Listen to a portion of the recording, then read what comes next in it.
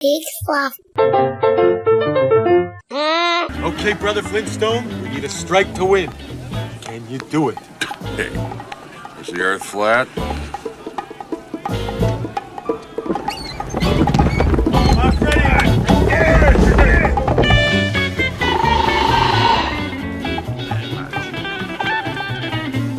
Come on, Twinkle Toes.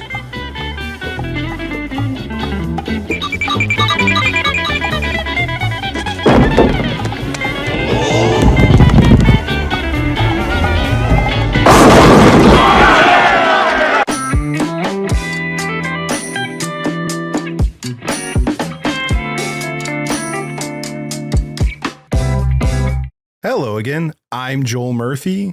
And I'm Andy McIntyre. And this is Silver Linings Playback, the podcast where we watch maligned movies and we find their silver linings. And it is the third week in November. And in a month that we thought we'd be talking about bowling movies and ended up talking about movies with 1 star from The Big Lebowski with 1 bowling scene, we're watching Flintstones, baby yabba dabba doo. It also should note that 2 of the movies had the same guy from The Big Lebowski in them. There are only 2 guys in The Big Lebowski. This is Steve Buscemi erasure, and I am not here for it. I will not accept it.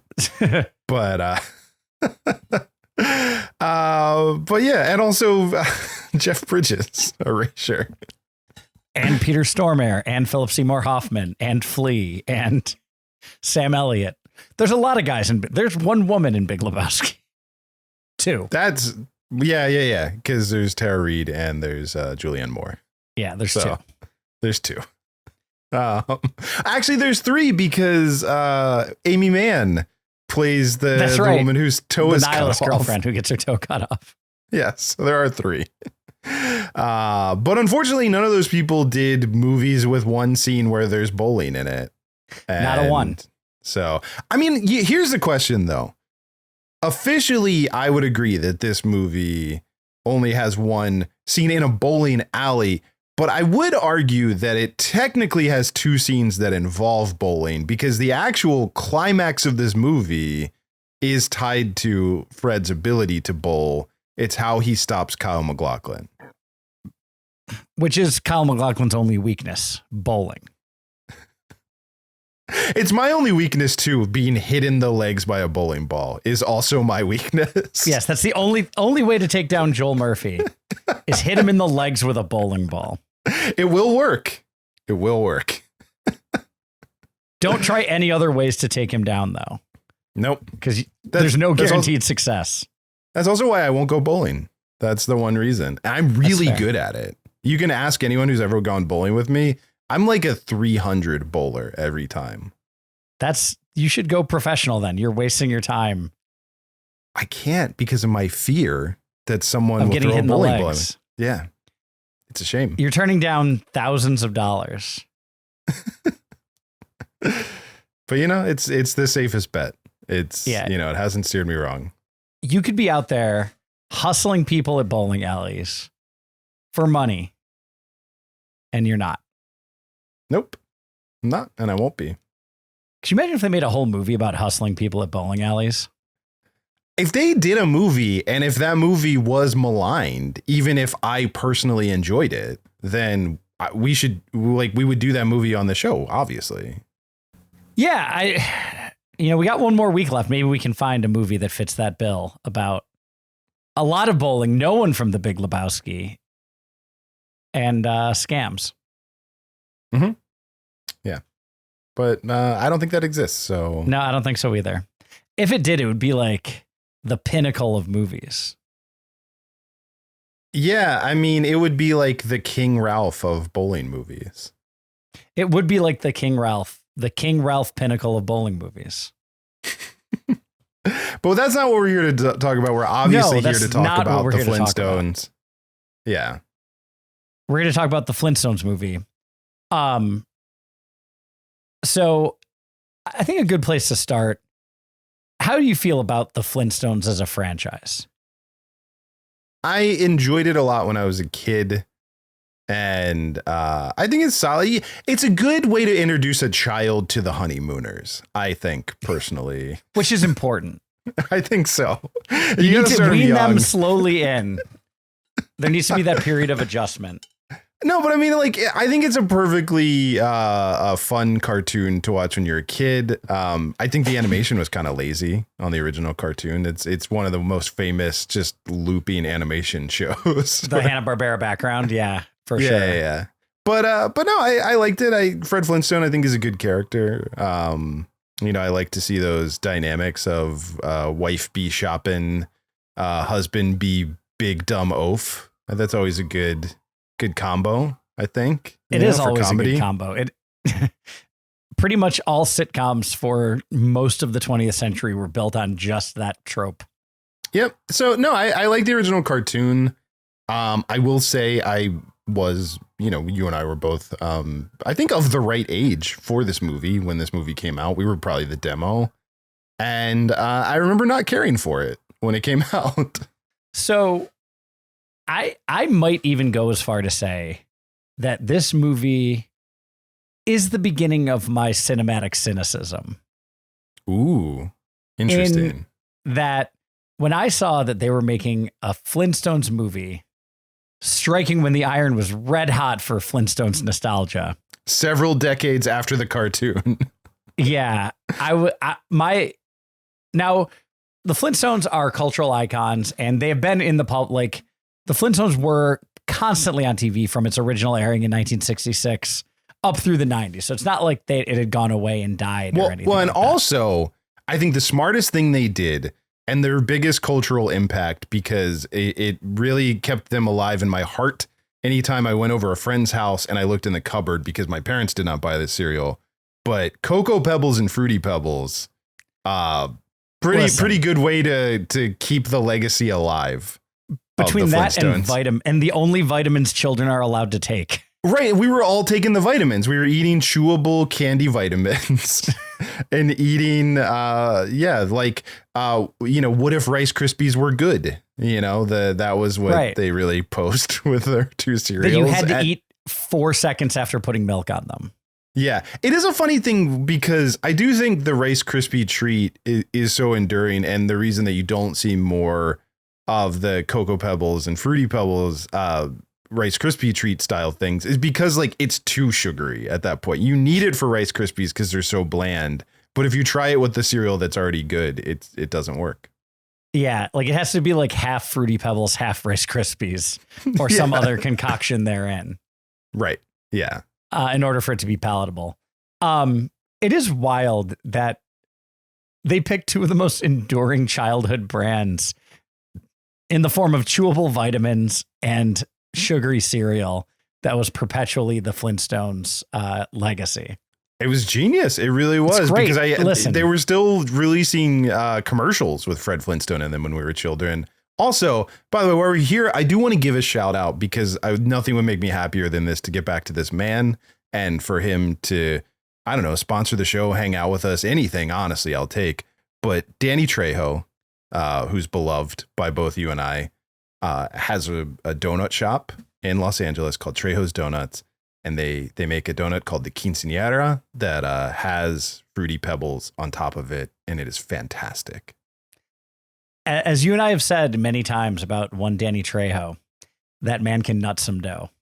And that's just one of the many ad reads that we could be doing for Trejo's Donuts right now on this show. We listen. When last time I was in, or a long time, not the last time I was in LA, but when we did the UCB intensive together, we got Trejo's Donuts every morning.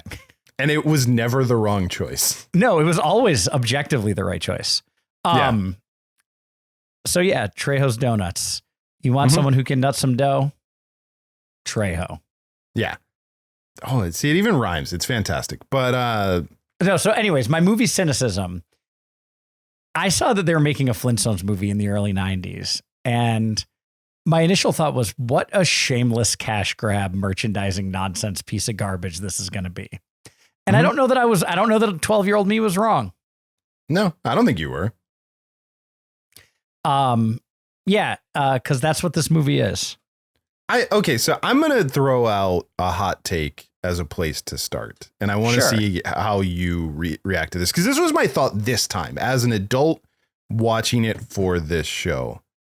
Is the biggest problem with this movie that it's live action? Ooh.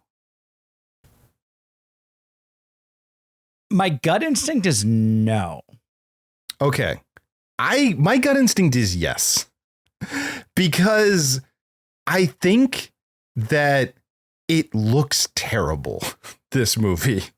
Like, I do not like the way it looks, like and I think it's faithful to the cartoon in that, like, I think a production crew, the props people, the set decorators, everybody, I think they worked really hard on this. And I think they did create live action versions of all of the animated stuff.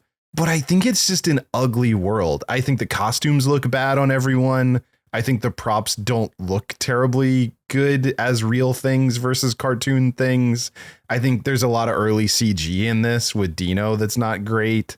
I think it's an ugly looking movie. And I think that it kind of just ruins everything to an extent. So I think it's a noble effort to try to make the live action Flintstones movie. I don't know that they succeeded. Is it? Isn't it just the Honeymooners? Couldn't you just have made a Honeymooners movie? But where's the dinosaurs, Joel? Where's the dinosaurs? Yeah, no, that's fair. But I just like, this movie is around the heels of Jurassic Park, which one of the guys whose name is slapped all over this thing worked on. He was the guy. Yeah. He did. That guy did work on Jurassic Park a little bit. Mr. Steven Spielrock, as he's credited, which if I was to pick a second problem, it's how lazy that is. That was as far as you got with the rock pun. Yeah. I don't know what the best rock pun is, but get in the comments and come up with what the best Steven Spielberg rock pun is. Yeah. I mean, even Steven Spiel Boulder sounds better, I think. Steven Spiel Rock is just, that's what you write as a placeholder, and then you go to lunch, and when you come back, you come up with a better one. And you're like, oh shoot, we were supposed to do that. Meh. Yeah. And also in this movie, they name check Albert Einstein, and that's good. I want to say, so that was successful. That's the level you we know should what be else at. is good? Gorge Lucas. That's good too. You know what else does amuse me? Early silver lining. The fact that Halle Berry's character is just named Sharon Stone. That's objectively funny to me. And the fact that they tried to get actual Sharon Stone to play the part, which would have been even better. I love Halle Berry, but it would have been better. I mean, for the name, it's fantastic. Like, you could not do better than Sharon Stone playing Sharon Stone. Yeah. But I like that they left herself. The name. Yeah. But I like that they left the name. I do appreciate that.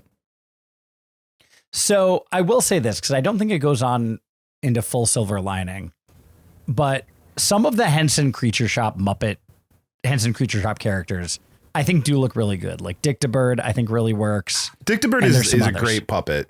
Yeah, absolutely. Dick DeBird looks great. And I think there's some other decent puppets. Yeah. I think this movie, I think ugly is not the wrong word. I think garish in the wrong way is the way I would describe it. Garish in the wrong way, but I also do think it's very beige, the movie. It's like, yeah. The costumes don't look good on people. Like there's something that you never think about in the cartoon that it's just like, I mean, they're all just wearing shapeless sacks, which is like fine, but then that looks weird in reality. Yeah. When you don't have human proportions, you can make that happen. Right. Yeah. But I just think that is a lot of like when I was watching it where I was just like, and because I think the inverse of that is if this was animated and you got John Goodman to voice Fred Flintstone and it looked like either the Hanna-Barbera cartoon or like an updated stylized version of it or whatever, I think that would earn you a lot more goodwill with everything else, with any other issues with this movie. I won't say I'm convinced, but I don't think you're wrong. Right. Yeah. It just really struck me of like just watching it this time where it's like, I don't think they should have made it live action, which is like not a helpful note at this stage. for sure. And I also think that made it really expensive and created a lot of problems, including things I read about, like they couldn't have glass anywhere on the set because nobody wore shoes.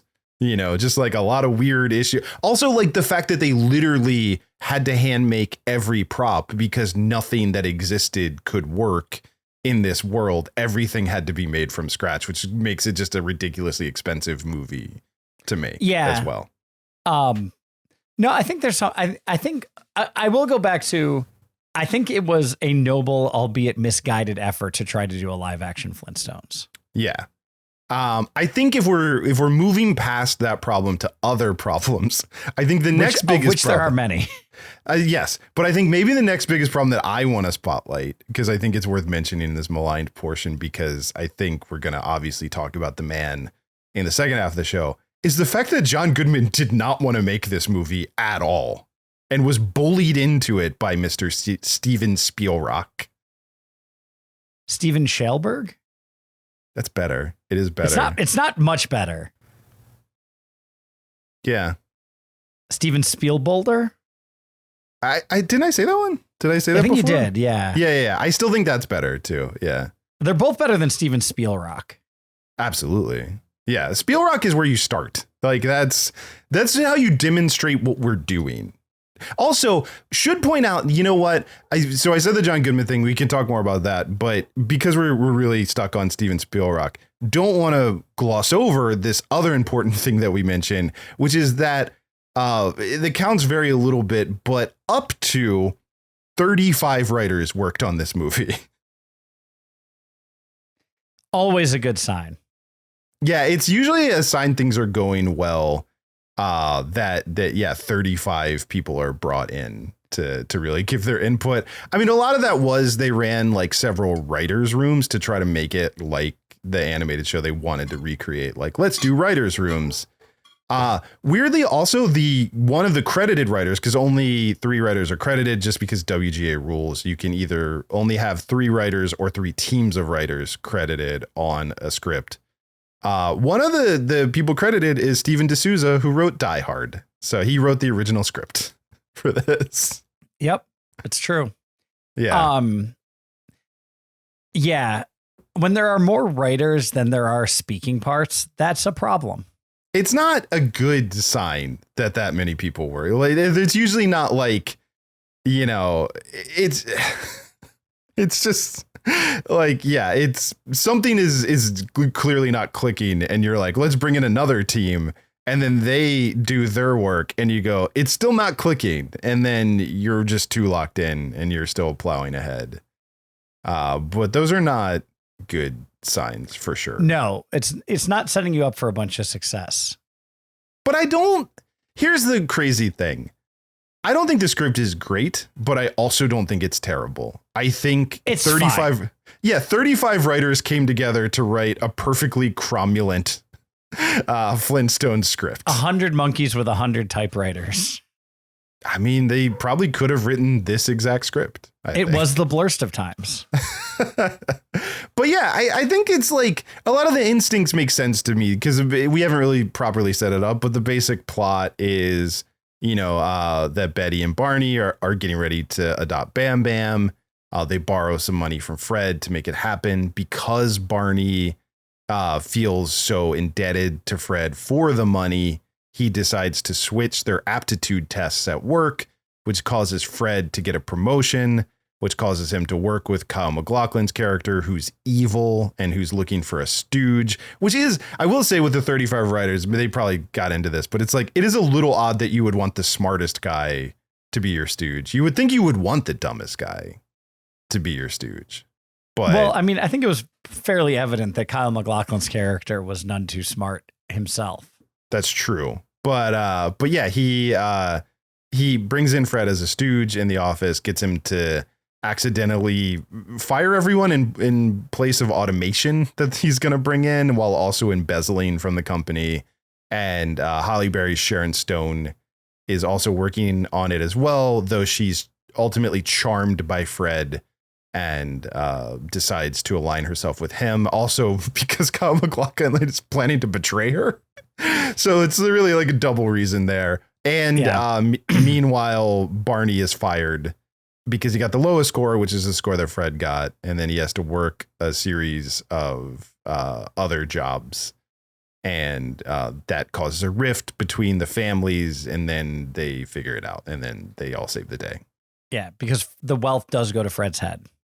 Immediately. And this is also like based on, there was an episode of the Flintstones where the same thing happened, but it was Barney. Like Barney got a promotion and he and Betty, like it went to their heads and they were terrible. So it's like, I like that they inverted it. I think that's smart.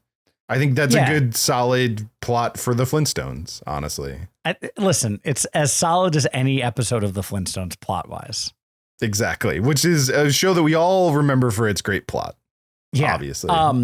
I do want to say I'm glad that the idea of a CEO coming into a company, replacing all of its employees with automation, and then embezzling tons of funds is left in the Stone Age and doesn't happen anymore.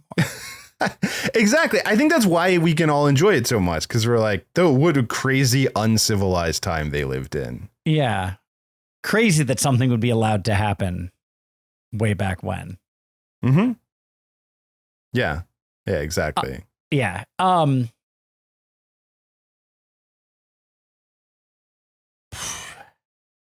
don't know. It's a bunch of sitcom tropey stuff. It's kind of silly.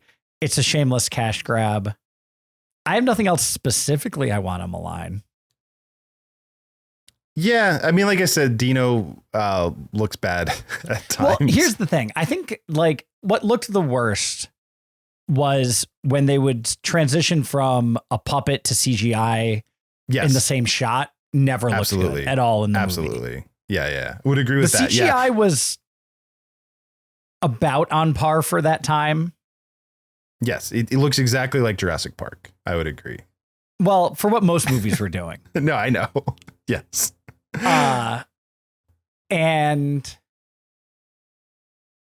But yeah, like whenever it would transition from the puppets that were really good puppets to the CGI and then back like that, it never worked. No, absolutely not. But that's what I got. I mean, that's, I think that's it. I don't know that anything else needs to be spotted. Like, are we saying we're ready to pivot? Is that? I think we're ready to pivot. Okay. All right. Pivot!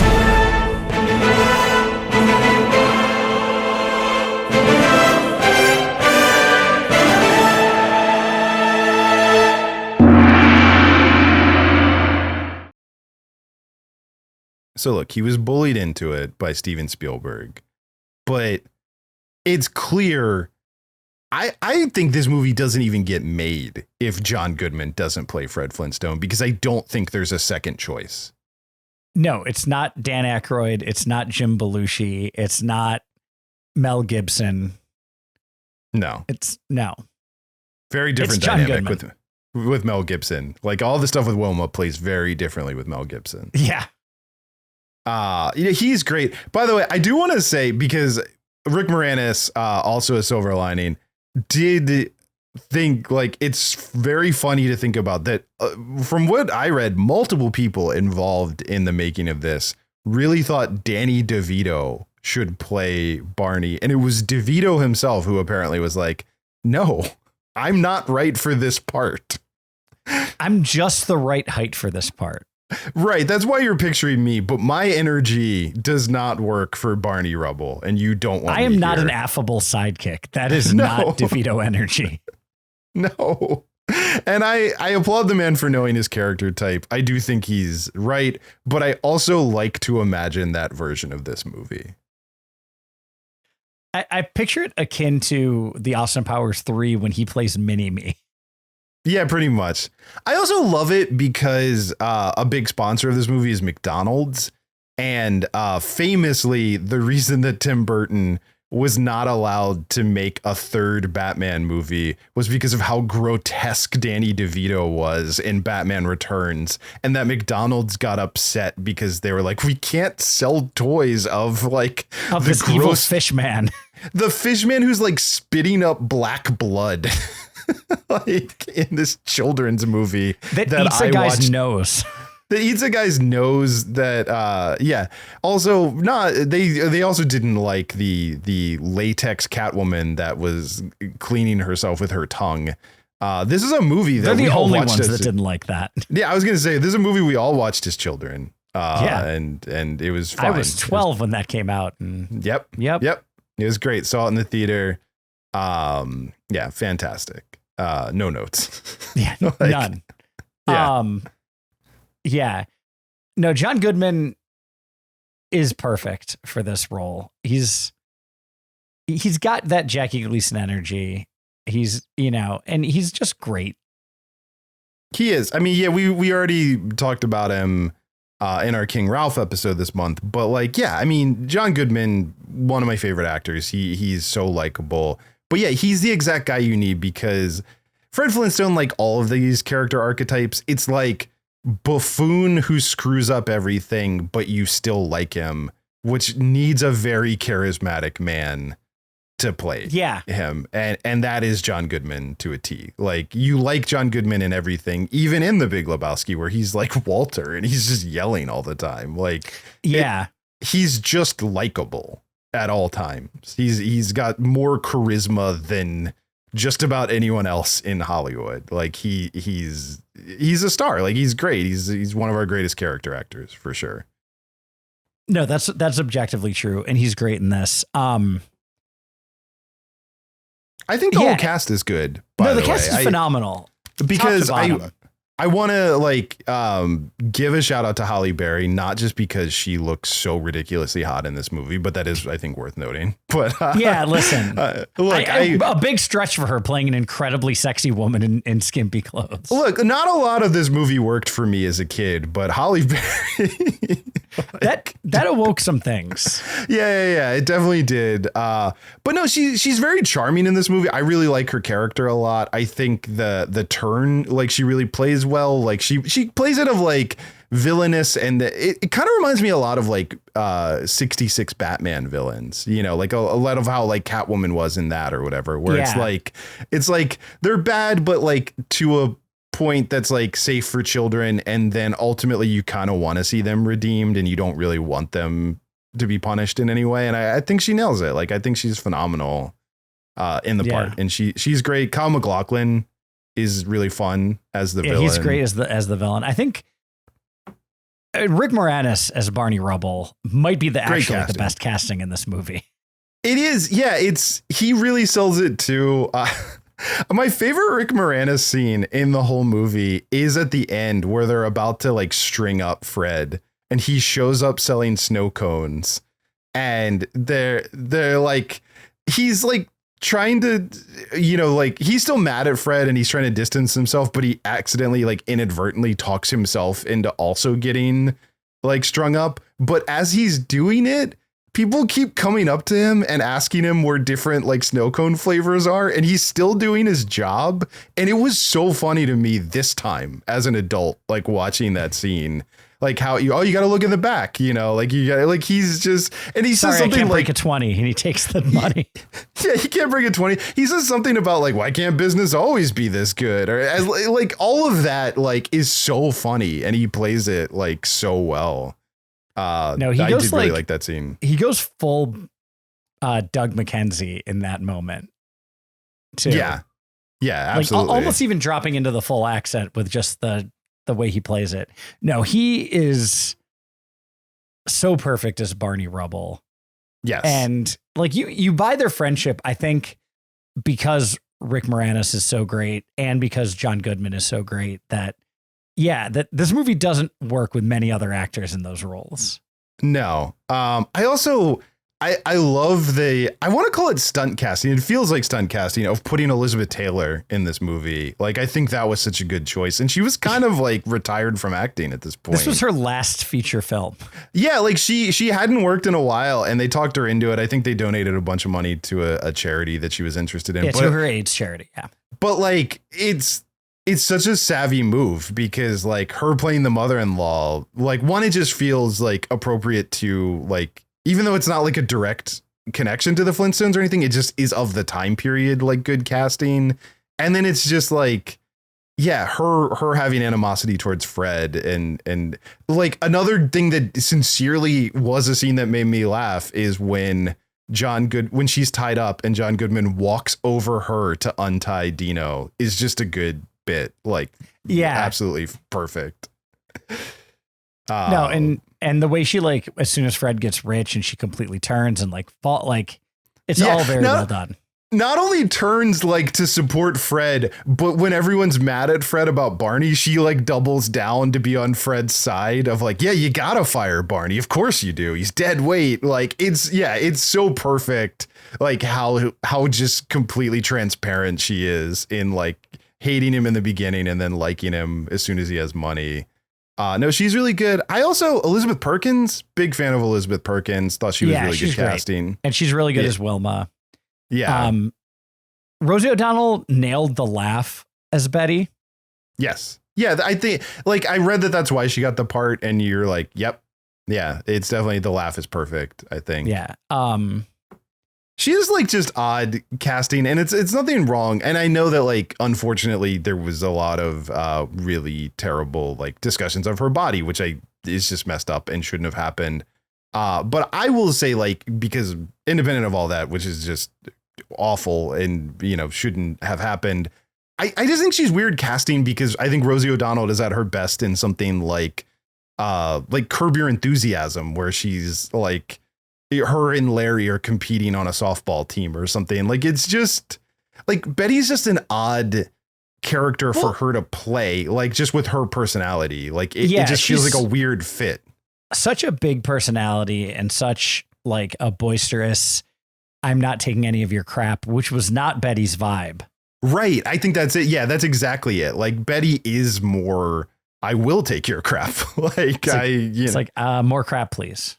Yeah. Just very affable, like very non-confrontational. And yeah, I just think Rosie O'Donnell's energy is very weird for that because, yeah, you want her to be standing up for herself more and really like, you know. Yeah, it's just like, having more status.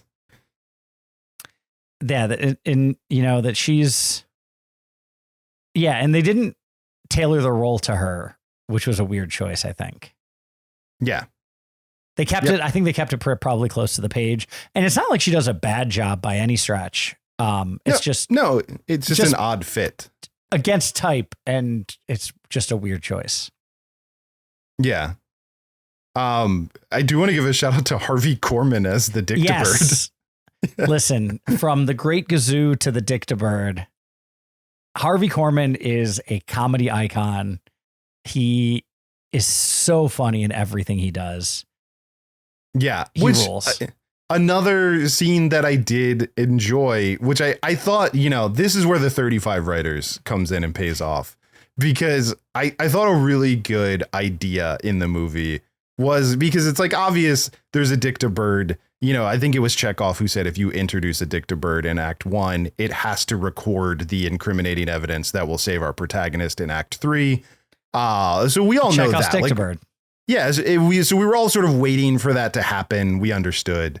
But what I like about this movie, what I think is a fun writer's room choice, is that it doesn't just say what happened, that when it comes to the moment of the Dictabird clearing Fred's name, that he really like makes a meal of it. And he's like, you know, he like really winds up to like, so here's what happened. You know, it was like whatever he's, you know, it was a dark and stormy night or whatever it is. But it's just like, it's this like long, like he's not just like saying the lines. He's telling a very colorful story of. No, he goes in. Yeah. And that's so fun. Like that's such a legit fun choice. And if there's anybody I want to see make a meal of a monologue, it is one Harvey Korman. Yeah, absolutely. And similar to Harvey Korman, just for the like legacy of it, is I like that they just used the Mel Blanc recordings of Dino. They didn't try to get someone else to do it. Because what they didn't have Frank Welker do it. They just they're like, we have what we need. Like we can just pull this from the TV. It's already on wax. We can pull this. Yeah, because he was no longer with us when this movie was made, but he's still credited as Dino in this because they just used the archival recordings. Mel Blanc, also the original voice of Barney in the show. Important to note. Yeah. This shout out to the BC-52s.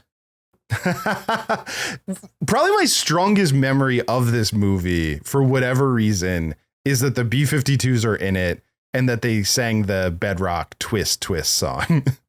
And they did a version of the Flintstones theme. Yeah. But I really and do the Bedrock strongly. Twist. Yeah, but I strongly remember that for whatever reason. Like that was like etched into my brain about this movie because the B-52s are great. Like honestly, listen, they made a song about a lobster, and it was what kind of lobster? I think it was a rock lobster. A rock lobster? Rock lobster. Rock lobster.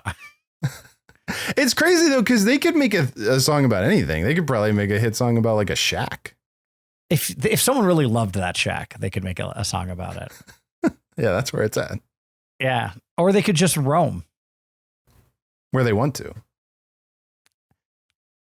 That's actually my favorite B-52 song is Rome, but it's great. They're all good though. They're all good Rome though. It's not. There's no wrong choice with B-52 songs, but Rome is my personal favorite.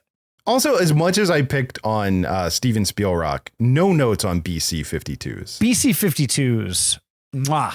Yeah, that's perfect. Perfect. Yeah. They should everyone involved should feel good about that. Everyone should have gone home like feeling great. I like to think that Fred Schneider came up with that. Yeah. In my head canon, that's how it went down.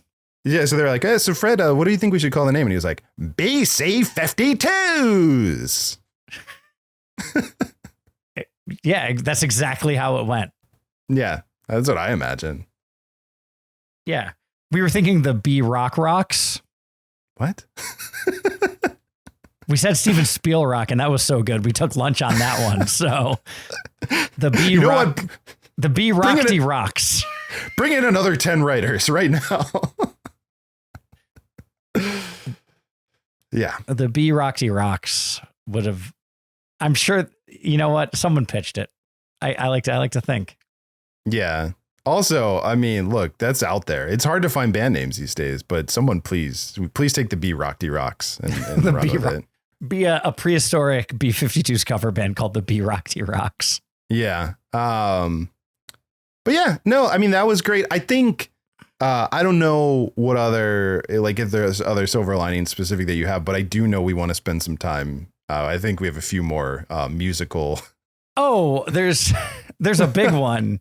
I'm trying to think if there's anything else I want to get to before that. No, I mean, this movie has a really good cast. It gives it the old college try. There's some fun nostalgia, but the biggest silver lining for me. So while watching the movie, I just happened to let the credits run. Not because I was waiting for some end credits teaser for Viva Rock Vegas or anything like that. But I let it run. And for no reason at all. It makes no sense why it's included. But at the end of the credits, you have the one and only Green Jelly's Anarchy in Bedrock. Yes. That plays.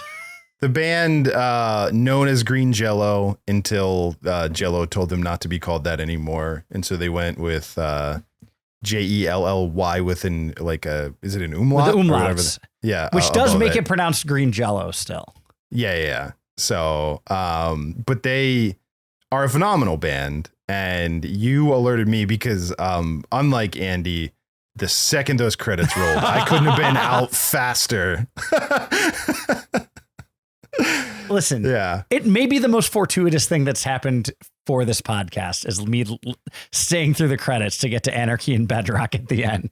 I'm so glad you did. And I highly recommend anyone listening to this to seek out the music video, which is on YouTube, of Anarchy in Bedrock, where they're wearing giant heads and like going around singing the song. And just slam dancing around Santa Monica. It's amazing. Yeah, it's great. I can't imagine how they got pitched to be on this movie. The B-52s are such a, and we said such nice things about them, and I do love them, but they're a safe choice. Like they're a studio choice. Like you understand why someone was like, you know who the kids love? The B-52s. You know who the kids love here in 1994? The B-52s. Right. Like it's definitely like a safe choice versus like green Jello. Like they are not ever. They were never a safe bet to choose as a band. I loved them as a kid. I like wore out their cassette tape of their album, which was great, which has the Three Little Pigs song on it, which is like, that's also like, go down a rabbit hole on YouTube. Watch the Three Little Pigs video as well. Yeah. Take yourself back. No, like just the fact that, so Anarchy in Bedrock existed prior to this movie. Yeah. It was a thing in the world. And that someone thought, you know, it would be funny that no one's ever going to know about if we just throw it at the end of the credits. And that's amazing. Just to hear that, like, I wanna be Fred Flintstone. Which is like the thing you come up with as a ridiculous rock band at like 3 a.m. and you just decide to roll with. Yeah, it's like, because the song is basically Anarchy in the UK with a couple of Flintstone references. Yes, yeah, absolutely. Like it's not like a full on Weird Al parody like Bedrock Anthem, which is also great. Which is great, but the Chili Peppers hate it. Well, that's good because I hate the Chili Peppers. I know so you do. Honestly, I know works you out hate perfectly. the Chili Peppers. They do not represent this state that I live in. I refuse. I refuse. See, that's the thing with California is there's a lot of great bands that represent California, and then there's the Chili Peppers, and then there's the Chili Peppers.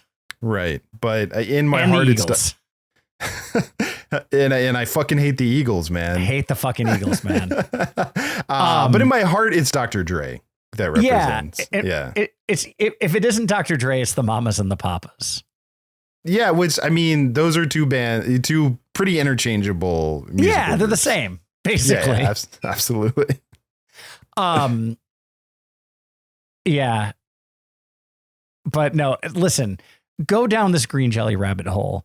They do a Gary Glitter cover with Hulk Hogan, which is the most problematic song in the history of the world. Yeah, you did send that one to me, and yes, agreed. Also, as you reminded me, as we were texting about this, they did the soundtrack to a fantastic video game, Maximum Carnage. Yeah, Spider-Man and Venom Maximum Carnage for the SNES or Genesis. I was an SNES kid. I was a Super Nintendo kid, so I was too, and I remember the cartridge that I had was red when you played it. Yeah. And it's a super solid arcade beat 'em up. Mm-hmm. Absolutely. And the soundtrack slaps because it's a chiptune version of Green Jelly just going nuts. Mm-hmm. Honestly, Spider-Man's been pretty consistently great video game wise. Like it's given us a lot. Listen, the most recent PlayStation run of games are phenomenal. Spider-Man and Venom Maximum Carnage is good. Yeah. Even those like PlayStation, like early the iterations. Movie games? Yeah. Those were fun. Yeah. They're fun because they have Bruce Campbell narrating the tutorials. Well, and they were the first ones to really like tap into like, I can swing around the city. And that was such a fun thing, right as open world games were becoming like just pretty standard, to have an open world type of Spider-Man thing where you could swing around was really fun. I would still say overall, I think Batman has made the best video games of any superhero. But there's some terrible Batman games too. Some early ones that are awful. But yeah, I mean, Arkham, obviously great. The Arkham series is great. Lego Batman rules. Yeah. There's a really great Batman Returns beat 'em up for Super Nintendo. Yeah. And there's a new Lego Batman game that looks amazing that's coming out next year that I'm very excited about. Yeah. That's sort of like the entirety of Batman. But no, it's for Green Jelly alone. That's my biggest silver lining of this movie, was sticking around for the credits to hear Green Jelly's Anarchy, to be reminded of the existence of Anarchy in Bedrock. Yeah, I mean, I think that made it all worth it. And also, another silver lining, that bowling scene. Yeah, oh yeah, the bowling scene. Because it allowed us to watch this movie. And also, they used the little twinkle toes sound effect. They did use the twinkle toes.